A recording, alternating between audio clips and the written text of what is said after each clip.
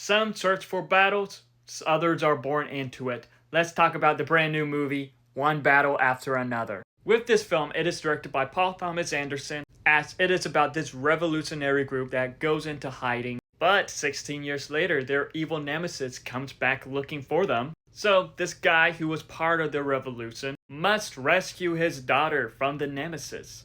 And I've heard a lot of praise for this film, and rightfully so. As with this film, it stars Leonardo DiCaprio, Sean Penn, Benicio del Toro, Regina Hall, Teyana Taylor, and Sage Infinity. And the cast in this, they all gave great performances. And with this film, it is an action thriller, which blends the two together because there's some cool action moments, and it does have its thrilling moments on as we're wondering what's going on, what's going to happen next. But also with this film, it does have some humorous moments. Weirdly enough, when it comes to Sean Penn's character. Like with this film, it does feel like it takes some subtle digs at some groups, as there's just a lot going on. We see the plot with the revolution in the beginning, then it jumps forward 16 years later, as we see Leo and his daughter, then Leo on the search for his daughter, the corrupt military official going after the daughter, and I did find all that very interesting, very compelling, and it is just very interesting to see how this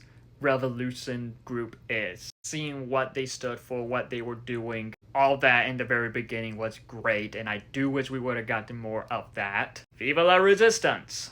I got to admit, I do think that there are parts in this film that are longer than it needed to be, but at the same time, this was such a great film to watch. There was just a lot going on, but yet it is just all super compelling at the same time. There are great characters, great performances in this, and there are some pretty cool action scenes, some cool thrilling scenes.